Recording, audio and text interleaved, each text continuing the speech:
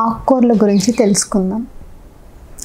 ప్రకృతి సిద్ధమైన ఆహారంలో ఒకటైన మనకు లభించే ఆకుకూరలు ఆరోగ్యానికి చాలా శ్రేయస్కరం.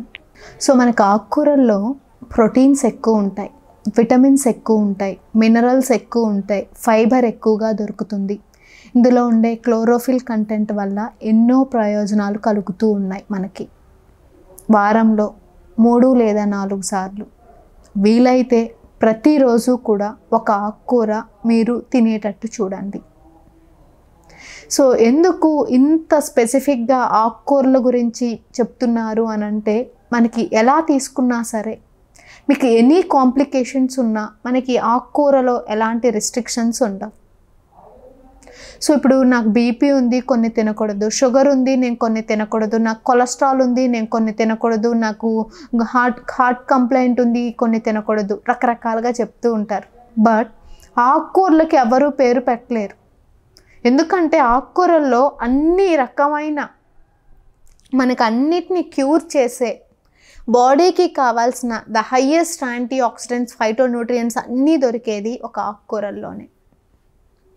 సో అంత ప్రత్యేకత మనకి ఆకుకూరల్లో ఉంది కాబట్టే ప్రతిరోజు మీకు మధ్యాహ్నం భోజనంలో కంపల్సరీ ఒక ఆకుకూర తీసుకునేటట్టు చూసుకోవాలి.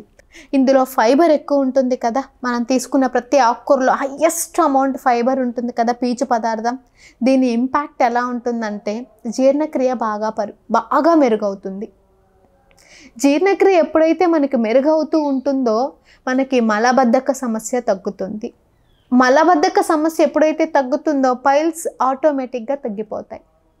ఎప్పుడైతే మీకు మలబద్ధక సమస్య, ఈ జీర్ణక్రియ పెరుగుతూ ఉంటుందో రిఫ్లెక్స్ కానివ్వండి, మంట కానివ్వండి, గ్యాస్ కానివ్వండి, ఇవేవి పొట్టుబ్బరాలు కూడా ఏమీ ఉండవు. ఫైబర్ ఎక్కువ ఉండేది ఆకుకూర, దాన్ని తిన్నాం, మనకి జీర్ణక్రియ పెరిగింది, ఈ కాంప్లికేషన్స్ రావు.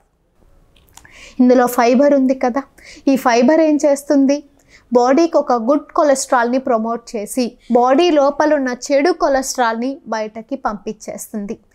ఎప్పుడైతే చెడు కొలెస్ట్రాల్ బయటికి వెళ్ళిపోతుందో గుడ్ బ్లడ్ సర్క్యులేషన్ జరుగుతుంది. ఎప్పుడైతే రక్త ప్రసరణ బాగుంటుందో అంటే హార్ట్, మన యొక్క గుండె పనితీరు ఇంకా వేగంగా పెరుగుతూ ఉంటుంది.